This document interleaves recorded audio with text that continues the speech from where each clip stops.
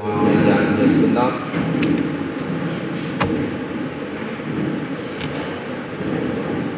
మరణాత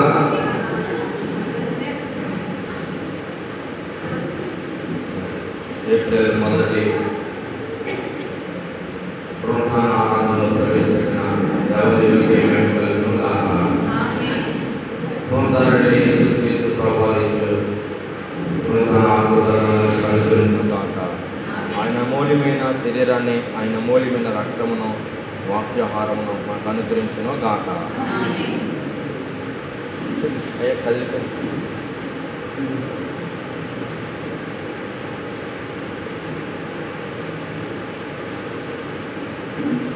పరిశుద్ధ గ్రంథముల నుండి దేవుని వాక్యం ధ్యానం చేస్తుందా. మార్కు సువార్త 13వ అధ్యాయము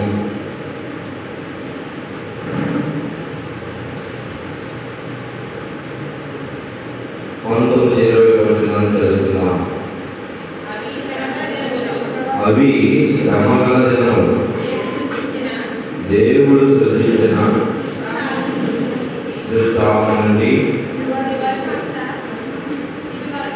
ఇదివరకు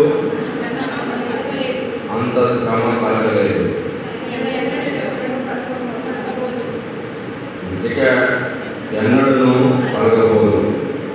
ప్రభు ఆ దినమును తక్కువ చేయని ఏ శరీరం భక్తించబడకపోదు. ఏర్పరచబడిన వారి నిమిత్తము తాను ఏర్పరచబడిన వారి నిమిత్తము ఆయన ఆ దినములను తక్కువ చేసేను. ఆ దినములను ఆయన తక్కువ చేసేను. ప్రార్థన చేస్తున్నాం. మానవుడు శ్రమను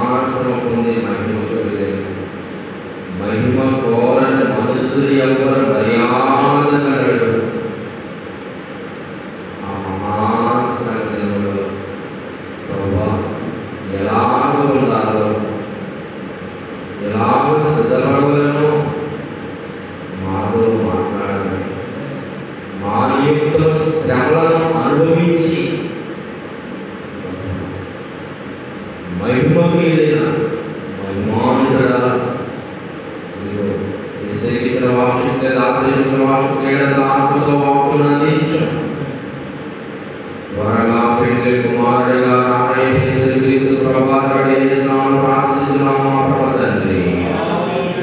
కృష్ణుడా దేవుని సన్నిధానంలో ఈరోజు అంశం ఏంటంటే శ్రమ అనగా శిలువ. శ్రమ అర్థం ఏంటంటే శిలువ అంటే శ్రమ. ఈరోజు అంశము శిలువ పునరుద్ధానం అనగా ఏమి? శిలువ పునరుద్ధానం అనగా అంటే శ్రమల వల్ల పునరుద్ధానము కలిగించింది. అపోస్తలుల కార్యం 2వ అధ్యాయం 24వ వచనంలో ఏముంది? దేవుడు మరణము లేని యేసయ్యకు మరణ వ్యాధులు తొలగించి ఆయనను మరణములో నుండి లేపను. ఎవరు లేపించారట? ఆ దినములలో అంటే ఏ మానవుడికి ఏ శరీరానికి ఏ శ్రమ వస్తుందో ఆ శ్రమ అంట ఆయన అనుభవించాడు కనుక ఏర్పాటు చేయబడిన వారికి తక్కువ చేయబడేది. దేవుల్లో ఉన్న వారంటే ఏమంటే చెప్పండి, లేని వారికి శ్రమలు.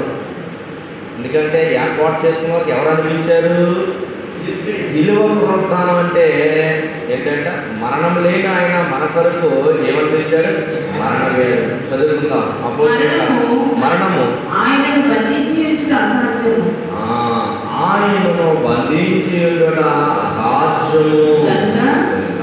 దేవుడు మరణ వేదన తొలగించి ఆయనను లేపెను.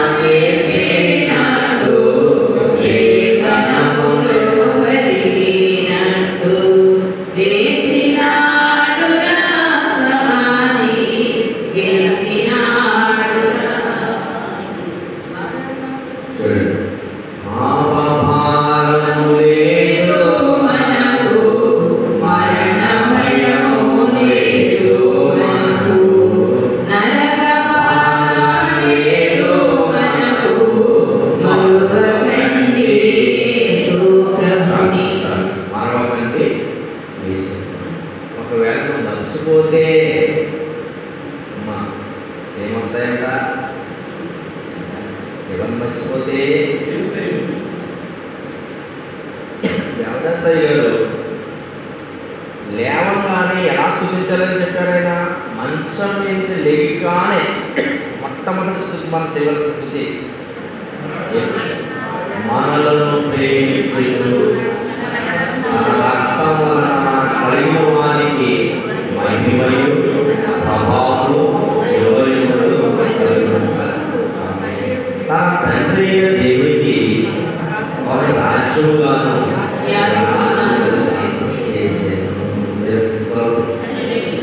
మనం ఎవరు చెప్పండి? తండ్రి దేవుడికి రాజ్యము. యేసుప్రభు శిష్యులు పరలోక రాజ్యం అంటున్నాడు. ఎక్కడ ఉందన్నారు? ఏం చెప్పాడు?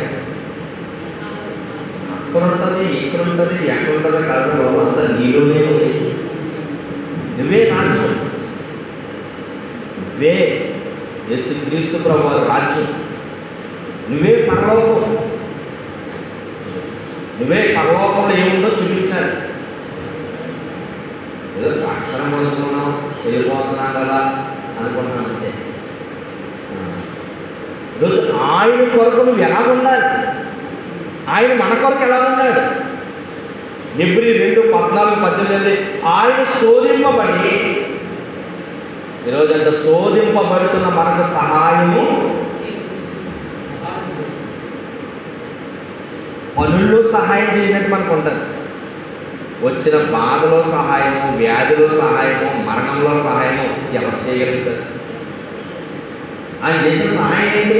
అసలు యేసు ప్రభువు వారు చేసిన సహాయం ఏంటి? చాలామంది అంటారు ఏం చేశాడు? నేను ఏం చదువుతున్నా బైబిల్? అసలు ఏం ధ్యానం చేస్తున్నావు? అసలు లోకంలో అన్యులు ఉండవలసిన శ్రమలు, కష్టాలు, బాధ, మరణము, నరకం నీకు లేకుండా చేశాడు. నువ్వు ఎలాగా ఆలోచిస్తావు? ఈరోజు పునరుద్ధాన దినం, ఈరోజు వచ్చిందంటే ఆయన మరణ వ్యాధం నుంచి తెలిసిన రోజు. నువ్వు ఆ వ్యాధంలోకి వెళ్ళకూడదంటే దేవదాసంట ఆదివారం ఎప్పుడు ఆరాధనకి వెళ్ళాలా, తెల్లారుతుందా ఎదురు చూసేవాడు. దేనికోసం? ఇంకా ప్రభు భోజనం అంటే ఇంకా మహాప్రీతి. 365 రోజులు నాకు ఈ ఆహారమే కావాలనేవాడు. అందుకే ఆ మహానుభావుడు 23 బలహీనలున్నా ఏ రోజు బలహీనుడుగా లేడు. ఏ రోజు బలహీనుడుగా 120 సంవత్సరాలు వచ్చినా ఆయన చక్కగా దేవుడి పనిలో ఉన్నాడు. దేవుడి పనే చేశాడు. బైబిల్ మిషన్ పని అంటే చాలా కష్టం. మరి నిన్న చాలామంది పాస్టర్లు వచ్చాయి, బాబోయ్ వీళ్ళందరూ ప్రార్థనలు ఎక్కుంటారు, ఎక్కువ మోకాలు వేసుకుంటారు. బైబిల్ మిషన్ అంటేనే మహాసాఖ్యం. గచ్చిమైన తోటలో ఎంత శ్రమ పడ్డాడో ప్రభు, ప్రార్థన చేసినట్టు ఎలా రక్తం మారిందో అలా ఉంటుంది దేవుని పని చేయడం. బయట అనుకుంటే మామూలే, కానీ ఏర్పాట్లో ఉన్నవారు యేసు ఎలా ఉన్నాడో అలా ఉంటారు. దేవునికి స్తోత్రం. ఆత్మ సంపాదన కొరకే కానీ మరొక సంపాదన కనబడకూడదు. ఏం సంపాదించారు? ఒక ఆత్మను యేసయ్యకున్న మహిమను చూపించాడు. ఒక ఆత్మ చూడండి ఏం కనిపించాడట? యాకోబు రాసిన పత్రిక మనం చూస్తే అందులో ఉన్నాడు, మరణంలో నుండి ఒక ఆత్మను తప్పించాడు, పాప మార్గంలో ఉన్న వారిని తప్పించాడు. యాకోబు రాసిన పత్రికలో ఇక్కడ మాట యాకోబు గారు చెప్తారు,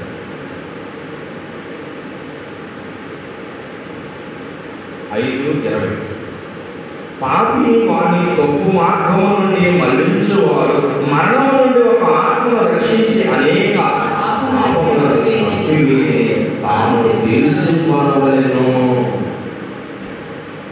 ఏం తప్పించాలంటే అందరికీ మరణం తప్పించాడు.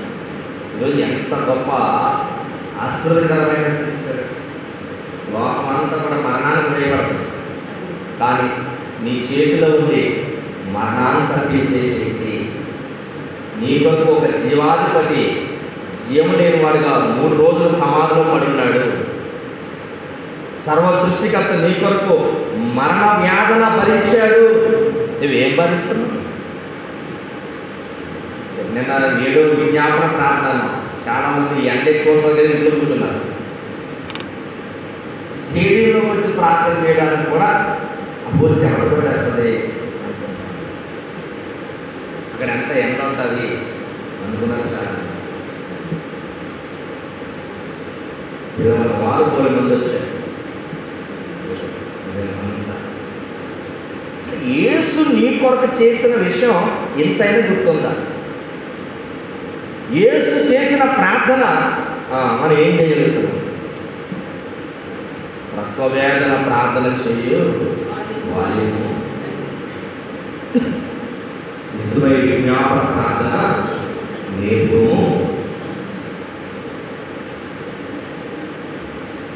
ఈరోజు యేసు క్రీస్తు ప్రభువు మన కోసం శోధింపబడి కానీ శోధన లేకుండా, మనం శోధనలో పడకూడదంటే మనం ఎందులో ఉండాలి? ఆయన తలంపు కలిగి ఉండాలి, ఆయన పనిలో మనం ఉండాలి. అందుకే ఈరోజు అంటే మనం ఆయన మన కొరకు ఎంతగా మరణ వ్యాధులు తొలగించాడో ఈరోజు మనం ఎలా ఉన్నాం? ద్వితీయోపదేశకాండం 8వ అధ్యాయం 5వ వచనం, శ్రమలో విధేయత కలిగి ఉండాలి. ఏం కలిగి ఉన్నారంట? శ్రమను విధేయత తెచ్చుకోవాలి. హెబ్రీయులకు రాసిన పత్రికలో కూడా 5వ అధ్యాయం 7వ వచనం కూడా ప్రభు కూడా ఏమన్నాడంట? శ్రమల వల్ల విధేయత నేర్చుకున్నాడు. ఆయన కుమారుడైంది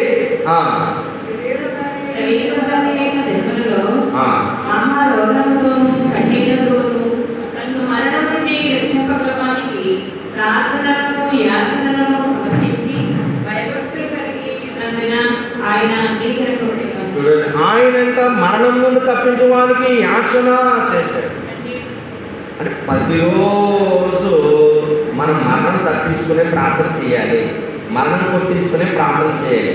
హిజ్కియాకంట మరణం వచ్చింది, తప్పించుకున్నాడా లేదా? ఎన్ని రోజులు? 15 సంవత్సరాలు. మరి పెళ్లి కుమార్తె జీవితంలోనే మరణం కనపడ్డాడు. దేవుడు నిత్య జీవం గలవాడు ఎలా ఉన్నాడో అలా ఉన్నాడు. అది ఏర్పాటు జనాంగం. యోర్దాను నది దాటారంటే ఎవరు? ఇశ్రాయేలు ప్రజలు. ఎక్కడి నుంచి వచ్చి? ఐగుప్తు నుండి వచ్చి. యోర్దానికి ఎన్నో పేర్లు ఉన్నాయి, అందులో ఒక పేరు మరణం. ఇశ్రాయేలు దాటింది ఏంటి? మరణం దాటి. వారు ఆత్మీయార్థంగా మరణాన్ని దాటారు. ఈరోజు నిజంగా పెళ్లి కుమార్తె ఏర్పాటు చేయడం ద్వారంట ఈ మరణ వ్యాధులు కలిస్తే నిజంగా ఆ మరణమే రాదు. ఈరోజు యేసు ప్రభు కోసం మనం ఏం చేయగలుగుతున్నాం? ఎంతగా మనం శ్రమలో వెళ్ళి మొన్న అన్ని పనులు అయిపోయాయి. కలెక్టర్ ఆఫీస్లో ఫోన్ వచ్చింది, మీకు పర్మిషన్ క్యాన్సిల్ చేసేసాము, సభలు పెట్టుకోవడానికి లేదండి. ఒక్కసారి బుర్ర అసలు అండి, లక్షల రూపాయలు ఖర్చు పెట్టాం. స్టేడియం వారు పర్మిషన్ ఇచ్చేస్తారు, పోలీస్ డిపార్ట్మెంట్ పర్మిషన్ ఇచ్చేసింది, మున్సిపాలిటీ వారు పర్మిషన్ ఇచ్చేస్తుంది, అన్ని పర్మిషన్ వచ్చేస్తాయి. ఫైనల్ ఎంత కష్టమే. ఆ పందిట్లో కూర్చోవడానికే కష్టం చాలామంది. నిన్న 7వ ప్రాంతానికి రావడానికే కష్టం చాలామందికి. అక్కడ పరలోకి వెళ్ళిన తర్వాత ఉంటుంది. ధనవంతుడు అంటే ఏమన్నాడు? నేను ఎన్ని సువార్త చేస్తాను, నేను ఎన్ని సువార్త చేస్తాను అన్నాడు. నీ సంఘంలో నువ్వు ఏం చేయగలుగుతున్నావు అసలు? నీ సంఘంలో నువ్వు ఎలా ఉంటుంది? శ్రమలు వచ్చినప్పుడు అంటే ఏముండాలి? విధేయత. శ్రమలు ఎలా ఉండాలి? విధేయత. లోకంలో వాడికి లేని విధేయత క్రైస్తవుడికి ఎప్పుడంటే శ్రమల్లో విధేయతగా ఉన్నాడు. లోకంలో ఉన్న శ్రమంలో రెచ్చిపోతాడు, చచ్చిపోతాడు. ఎవరు? లోకంలో ఉన్నవాడు. క్రైస్తవుడు తగ్గించుకుంటాడు, ధ్యానిస్తాడు.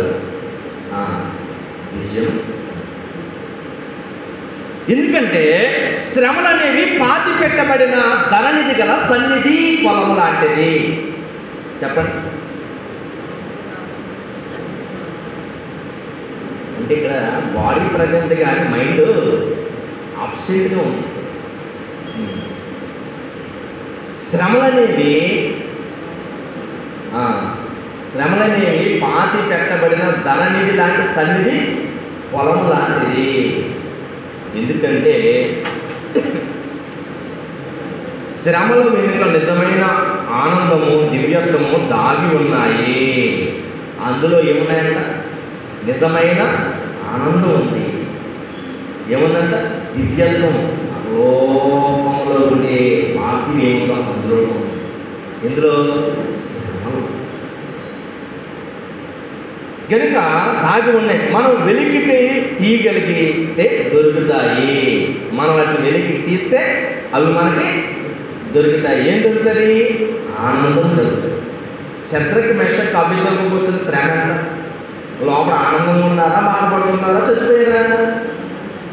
దానియేలు ఆనందంగా ఉన్నాడా, చచ్చిపోయాడా? యోనా ఆనందంగా ఉన్నాడా, చచ్చిపోయాడా? అందులో ఉంది దివ్యత్వం. పరలోకంలో ఉన్న వచ్చే శ్రమలో చాలా ఒక సభ అంటే ఆలోచిస్తుంది. ఎందుకంటే దేవుడు ఏర్పాటు చేసిన ఏర్పాట్లో ఉండడం అంటే మామూలు విషయం కాదు. భక్తులైన వారు అన్నాపుర మహాపట్నంలో దానియేలైన వారు సొలొమోను గారు ఎంతో కష్టపడ్డారు. మిషన్ బైబిల్ మిషన్ ఎత్తి చూపించడానికి. సో ఏర్పాట్లో మనకు కాదు తెలిసింది కాదు, అభివృద్ధి తిరుగుతుందంటే అప్పటికి ఒక భార్య భర్తతో ఎంత జాగ్రత్తగా కాపురం చేయాలో అంతకన్నా ఎక్కువ పెళ్లి కుమార్తె ఉండాలి. తిరిగినానికి ఏమిటి పేరు వస్తుంది? ఆ పేరు కూడా వెళ్ళడానికి కూడా ఏర్పాటులో ఉన్న వారికి విధేయత చాలా అవసరమైనది. దేవుడి జాగ్రత్తగా మనలను ఇది 12వ సంవత్సరము, ఇది ఆగకుండా వెళ్ళిపోతుంది. అమలాపురం సభలు ఆగకుండా వెళ్ళిపోతున్నాయి కనుక దీన్ని ఆపడానికి ఏం చేయాలి? నేను ప్రయత్నాలు 11వ సంవత్సరాలు ఒకటి కాదు రెండు కాదు. ఎందుకంటే ఇందులో ఆనందం ఉంది, దివ్యత్వం ఉంది. శ్రమంలో విధేయత సరే మీరన్నట్టు చెయ్యండి. ఎందుకంటే పని జరిగించాలి. ఎవరి పని జరగాలి? దేవుని పని జరగాలి. దేవుని పని కాదు సభ కావాలో తీసేసుకోండి, ఏం కావాలో తీసేసుకోండి.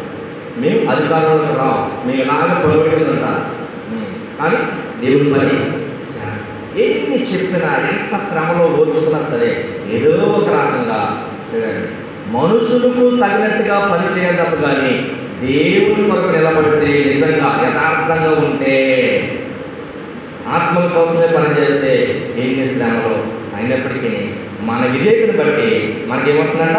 నిజమైన ఆనందము, దివ్యత్వము దేవుడు కలగజేస్తాడు. కీర్తన గ్రంథం 94:12 చూస్తే శ్రమలు బోధించే ధన్యత ఉండాలి. శ్రమలను ఎలా ఉండాలి? బోధించే వారిగా మనం ఉండాలి. శ్రమలు వస్తే ఎలా బోధిస్తామండి? అసలు శ్రమ వస్తే మనం మాట్లాడతామా? చదవండి కీర్తన గ్రంథం 94:12 యెహోవా సృజించిన వాడు, యెహోవా నీవు శిక్షించువాడు, నీ ధర్మశాస్త్రం బట్టి నీవు బోధించువాడు ధన్యుడు. బోధించువాడు ధన్యుడు, ధన్యుడు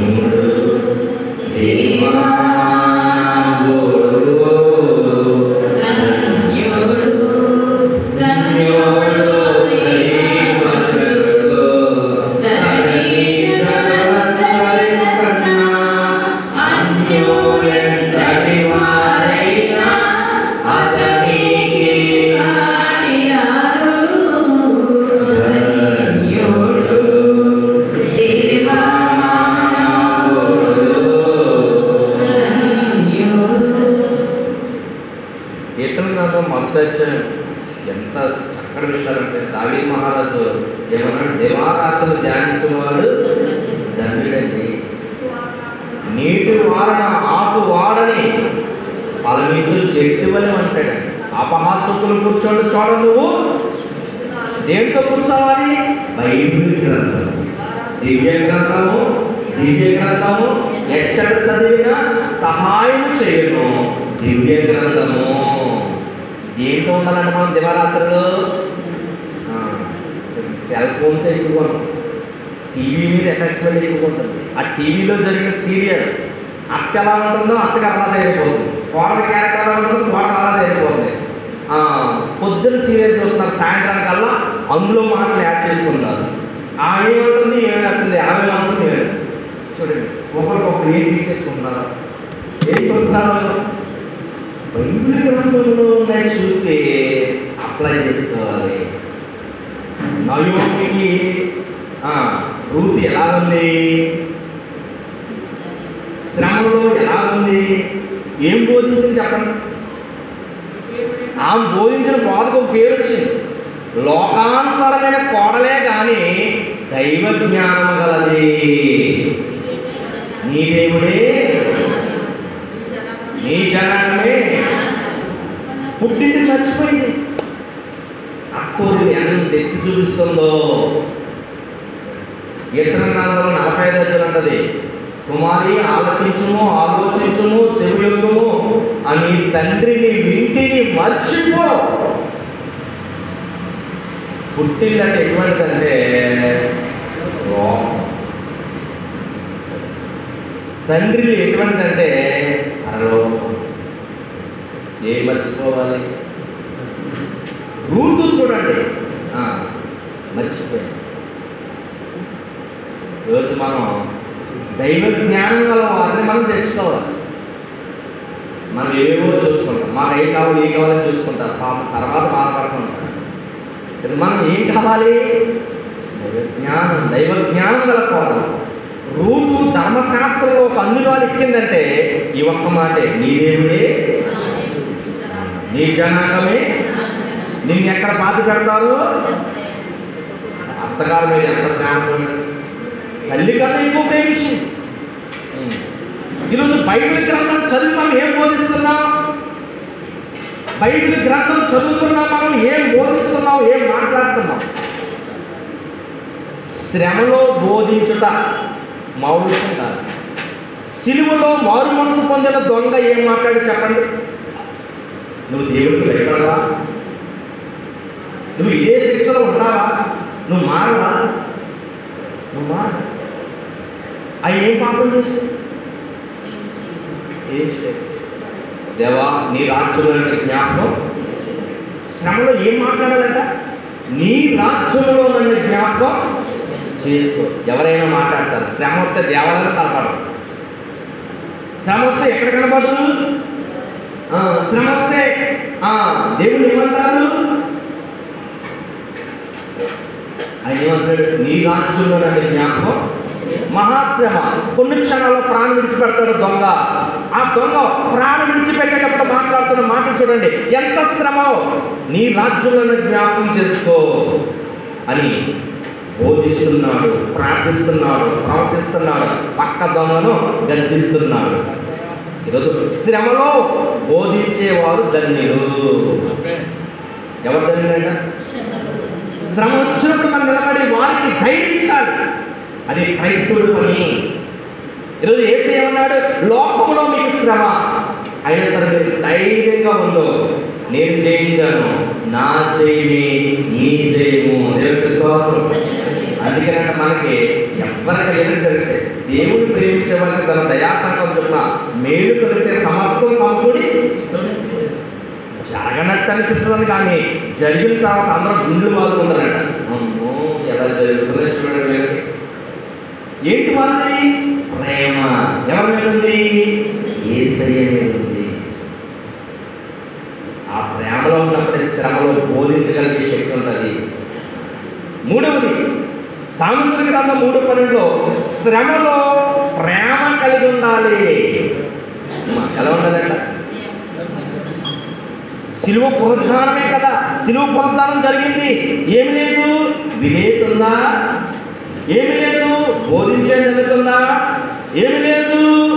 ప్రేమ కలిగి ఉంటున్నావా? మనం ఏముండాలంట? యేసయ్యని అడిగారంట, పదార్థంలో కల్లా ఒప్పాంతి లేదు అంటే ఆయన చెప్పాడు, నీ దేవుడు ప్రేమించు, నిన్ను వరకు పొరుగు వాళ్ళని అంతకు మించి ఏమి లేదు నాయన అన్నాడు. దేవుడు ప్రేమ ఉన్న వారికి అందరి మీద ప్రేమ ఉంటుంది. దేవుడి మీద ప్రేమ లేని వారికి చూసుకోండి. అత్తగారు కోడలు ఏదైనా చేతులు పెడితే చాలు బుర్రలు పగలగొడుతుంది రాండి. నాన్నగారు, అల్లుడు, కొడుకు, కూతుళ్ళు, మనవలు, మనవాళ్ళు, ఆ ప్రేమ ఎవరి ప్రేమ? యేసయ్య ప్రేమ. శాశ్వతమైనది. ఆయన ప్రేమే శాశ్వతమైనది. అది మరణము కన్నా బలము కలది. 68 వచ్చే ప్రేమ అంటే ఎంత గొప్పది! మరణం కంటే ఈ లోకానికి తెలియదు. ప్రేమ లేనివాడు నావాడు, ప్రేమ గలవాడు మరణం వచ్చినా సరే ప్రేమిస్తాడు, వాణ్ణి రక్షించగలడు. యేసయ్య మరణ వ్యాధుల నుండి తొలగించి ఈరోజు లేచి వచ్చాడు. ఎవరు ప్రేమించి? ఎందుకు నన్నింతగా నీవు ప్రేమించితివో దేవా, అందుకు నా దీన స్తుతి పాత్ర. హల్లెలూయా యేసయ్యా, హల్లెలూయా యేసయ్యా.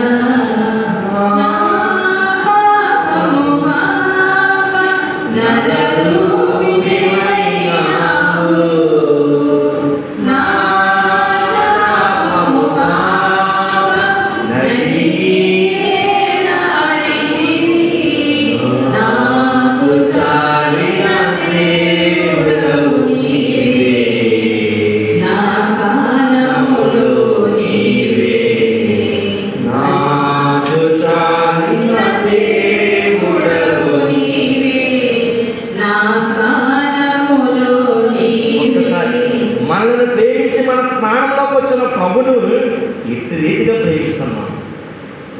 ఎవరి ప్రేమలో ఉంది? దేవుని మీద ప్రేమ. ఈరోజు ఆయన శరీరం పుచ్చుకోబోతున్నాం, ఆయన రక్తము మీరు నాలా ఉంటారు. ఆయనలో ఉన్న ఏంటంట? విధేయత శ్రమలో. రెండవది బోధించుట. లోపల ఉన్న బోధ అంతా మాయ, అందులో ఏముంది? పాపం. నోరు తెరిస్తే భయంకరమైన మోసం.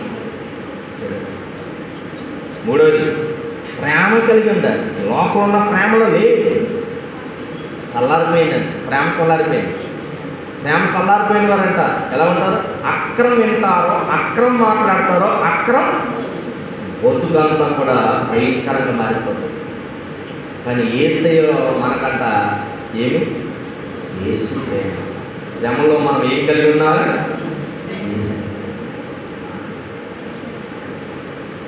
మన శ్రమలను మానవుడిగా అనిపించి మన కొరకు వచ్చిన వారిని ఆయన శ్రమలతో పోల్చుకుంటే మన శ్రమ ఎంత?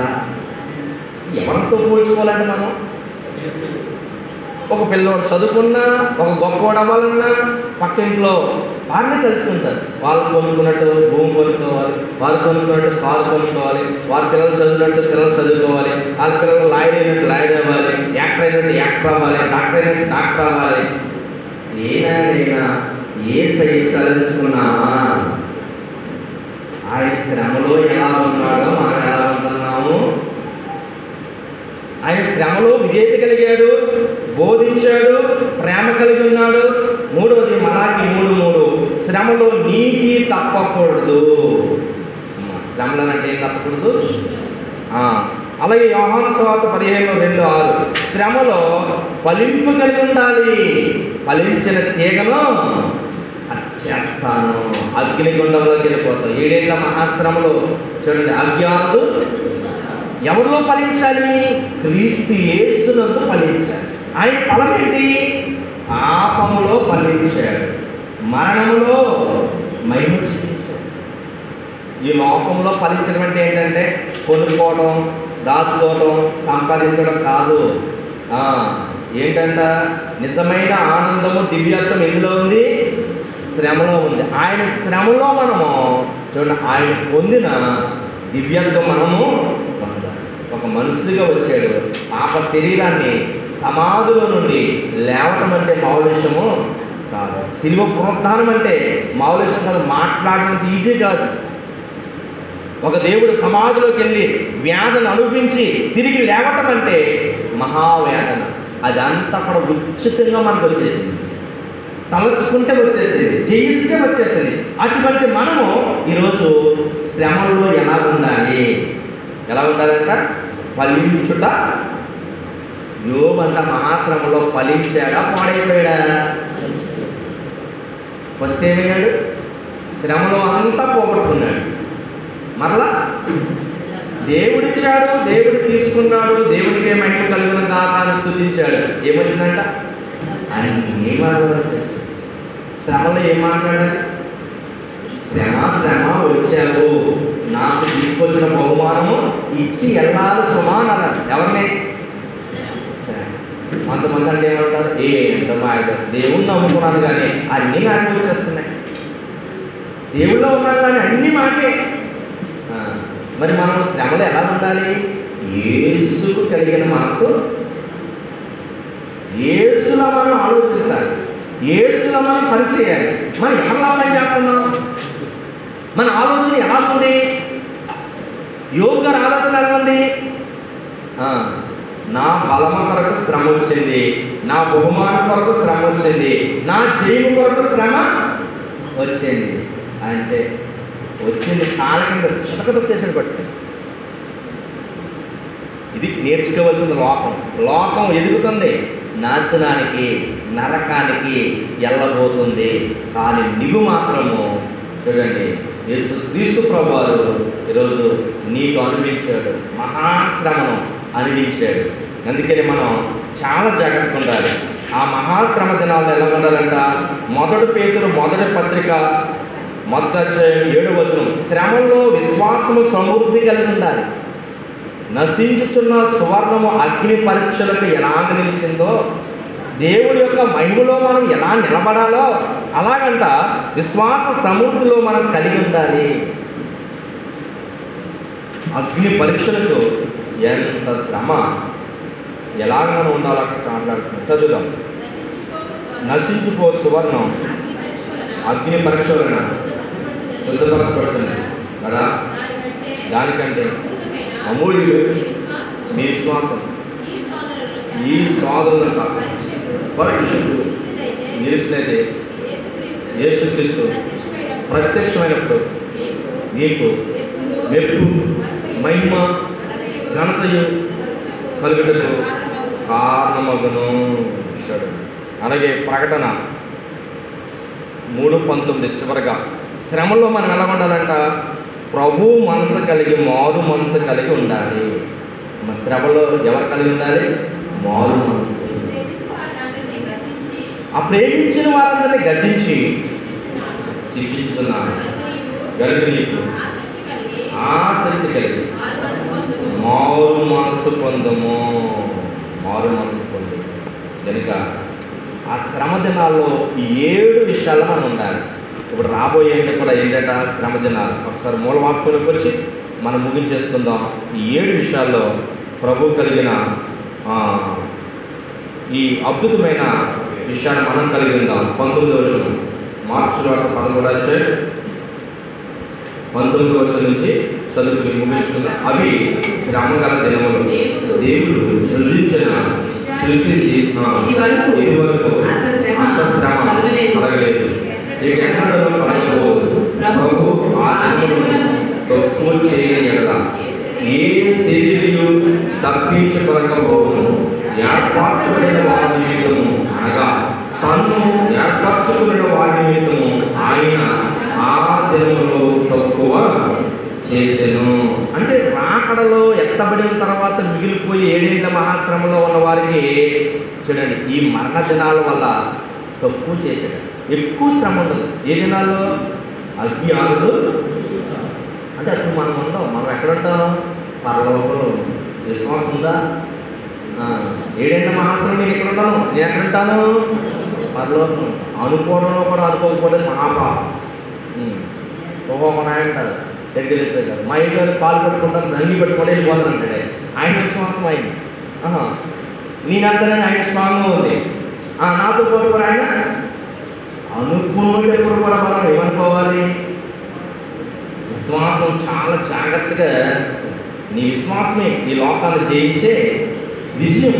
ఏర్పాటు చేయబడిన వారికి 7 మహాశ్రమంలో తక్కువగా ఉంటాయి. 7 మహాశ్రమం కోసం మాట్లాడుతున్నాం. 21వ వచనం, కాగా ఇదిగో క్రీస్తు ఇక్కడ ఉన్నాడు అక్కడ ఉన్నాడు అని ఎవడను మీతో చెప్పిన నమ్మకుడి. ఆ కాలమందు అబద్ధపు క్రీస్తులు, అబద్ధ ప్రవక్తలు వచ్చి సాధ్యమైన ఏర్పరచే వారిని మోసపరచడానికి సూచక్రియలు, మనస్కారులు. చూడండి, ఇక్కడ దేవుని ఏర్పాటులో ఉన్న వారికంటే ఒక అబద్ధ క్రీస్తు వస్తాడు. వాడంతా మోసమే, అంత అబద్ధమే, నిజముండదు. వాడంతా సూచక్రియలు, మనస్కారాలు చేస్తాడు. దేవుడు ఏమన్నాడు? నీ శరీరాన్ని మార్చుకో, శ్రమ లేకుండా కనపడు. మరణం లేకుండా ఉండు, వ్యాధి లేకుండా ఉండు. ఇది అసలైన చూసుక్రియ. యోన త్రిమింగల కొడుకులో 3 రోజులు ఎలా ఉన్నాడో మనుష్య కుమారుడు అలా ఉంటాడు. యోన ఎలాగా చూసుక్రియ చేశాడు, అలాగా ఈరోజు చనిపోయిన వారందరూ కూడా లేపబడతారు. అలాగే భూమి మీద ఉన్న భక్తులు కూడా మరణం రాకుండా ఎగిరిపోతారు. ఇది నేను వచ్చిన పని. చనిపోయిన వారిని చావకుండా చేయడానికి, చనిపోయిన వారిని బతికించడానికి, బతుకున్న వారిని చావు లేకుండా చేయడానికి యేసు వచ్చాడు. అందుకు ఈ 7 విషయాలు మనం శ్రద్ధ కలగాలి. ఈ 7 విషయాల్లో మన లోకం వారితో ఏకీవించకూడదు. శ్రమలో విధేయత, బోధించే ధన్యత, ప్రేమ కలిగి ఉండుట, నీతి తప్పకుండుట, ఫలింపు కలిగి ఉండుట, విశ్వాస సమృద్ధి కలిగి ఉండుట. యేసుక్రీస్తు ప్రభువు కలిగిన మారు మనసు ఎప్పుడు వచ్చిన శ్రమలో 7 పాయింట్లు మర్చిపోకూడదు. అలాగే ఎవరుంటారట? అబద్ధ క్రీస్తు. వాడు చూసి చేస్తాడు, వాడు మాస్టర్ చేస్తాడు. అది సాతాను చేసేది. ఏసే చేసిందేంటి? శరీరాన్ని మార్చాడు. నీ దీన శరీరం తీసుకుని తన మహిమగల శరీరము, నీ మరణాన్ని తీసుకుని, నీ మరణ వ్యాధిని తీసుకుని ఆయన జీవాన్ని నీకు ఇచ్చాడు. ఆయన జీవాన్ని నీకు ఇచ్చాడు. మర్చిపోకుండా యేసుక్రీస్తు ప్రభువారిని. పాప భారం లేదు మనకు, వ్యాధి భారం లేదు మనకు, శిక్ష భారం లేదు మనకు, మరణ భయము లేదు మనకు, నరక బాధ లేదు మనకు. మర్చిపోకండి యేసుప్రభు అంటే చూసిపోయేటప్పుడు సాతాను అపోహలకన్నాడు, శరీరాన్ని మార్చుకోరా బాబు, నువ్వు ప్రార్థన చేయి, నువ్వు భక్తి చేయి, నీ శరీరాన్ని మార్చు, లోకానికి చూపించు, నా శరీరాన్ని చూపించు, నా ప్రార్థన శక్తి చూపించు, నా భక్తి జీవితం చూపించు, నేను శ్రమలో ఎలా ఉన్నానో చూపించు, నా విధేయత చూపించు. ఏమంటున్నాడు? నేను బోధించే మాట నేను ప్రేమ చూపించు, నా ప్రేమ చూపించు, ఇవి చూపించమంటున్నాడు. యూదులు అడిగారంట, సూచకులు అడిగారంట, కొండవతలకు అన్నాడు. ఇప్పుడు అక్కడ కాలం చూడండి, సూచకులు మహాత్మాలు లక్షల మంది వెళ్ళిపోతుంటారు. ఎవరు వెళ్ళిపోతారు తెలుసా? ఎయిర్పోర్ట్లో ఉన్నవాడు కూడా వెళ్ళిపోతాడు. ఎంత భయంకరమైన పరిస్థితి చూడండి. అలాగే మనం చూసుకుందాం. ఇంకా 23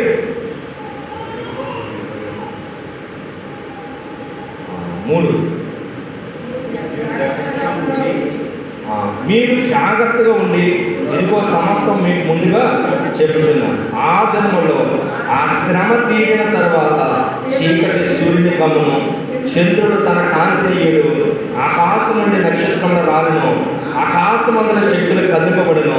అప్పుడు మనుష్య కుమారుడు మహాప్రవాహంతో మహిమతోనూ మేఘారుడే వచ్చుడు చూదురు. అప్పుడు ఆయన తన దూతలను పంపి భూమి అంతయు మొదలుకొనిన ఆకాశమంత వరకు నలుదిక్కుల నుండి తాను ఏర్పాటు చేసిన వారిని పోగు చేసేను. ఆ రోజుకు మనం నిలబడాలి. ఈ 7 పాయింట్లు గల ఉన్నవారు నిలబడాలి. దూతలు వచ్చేస్తారంట, వచ్చి ఏం చేస్తారు? పైకి. ఇది ప్రపంచంలో అందరూ కూడానంట ఒక్కసారిగా మీడియా అంతా కూడా అరెక్ట్ అయిపోతుంది. యేసుప్రభు పిల్లలంతా ఏమైందంటే ఎగిరెళ్ళిపోయారు. ఎవరు వచ్చారు? పరలోకం నుంచి దూతలు వచ్చేసారంట. వారందరూ వచ్చి ఏం చేశారు? పోగు చేసుకుని అప్పుడు ఈ భూమి మీద మరణ వ్యాధులు, ఈ వేడి విధేయతలు గల వారికి యేసుక్రీస్తు ప్రభు పొందిన జయం వస్తుంది. అమ్మా ఎలా ఉండాలి? శ్రమలో విధేయత, శ్రమలో బోధించే ధన్యత, శ్రమలో ప్రేమ కలిగి ఉండుట, శ్రమలో నీతి తప్పకుండా ఉండుట, శ్రమలో ఫలింపు కలిగి ఉండుట, శ్రమలో విశ్వాస సమృద్ధి కలిగి ఉండుట, శ్రమలో ప్రభువు కలిగిన మారు మనసు. 7 విషయాలే ఈరోజు సిలువ పునరుత్థానం యొక్క సిలువనగా శ్రమ, శ్రమనగా సిలువ, పునరుత్థానంగా మరణ వ్యాధుల నుండి తిరిగి లేదు. ఎంత మహా గొప్ప శక్తిని ఎవరికి ఇచ్చాడు? కనుక దేవుని పని చేయడం అంటే మామూలు విషయం. మరి శ్రమ 13వ సంవత్సరం శ్రమ చూడండి, ఎంత విధేయత కలిగి ఉంటారు, ఎంత బోధించారు. దేవుని పని చేస్తాడు, దేవుని సమ చేస్తాడంటే. అలాగే ప్రేమ కలిగి ఉంటారు వాళ్ళు చేసే పనులు. వాళ్ళకి నచ్చినట్టుగా ఉండాలి, వాళ్ళకి నచ్చినట్టుగా చేయాలి. దేవుడికి నచ్చినట్టుగా ఉండే, దేవుడి నచ్చినట్టుగా సభ చేయడం అంటే మామూలు విషయము.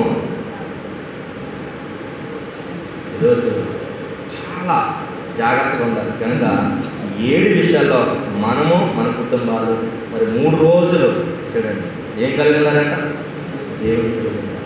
మరి కనుక మన సభలు దేవుడు ఏర్పాటు చేసిన సభలు, మరి భక్తులు అయిన వారు సొలొమోను గారు కావచ్చు, అలాగే దానియేలు గారు కావచ్చు, ఆమె ఎంతో కష్టపడ్డారు.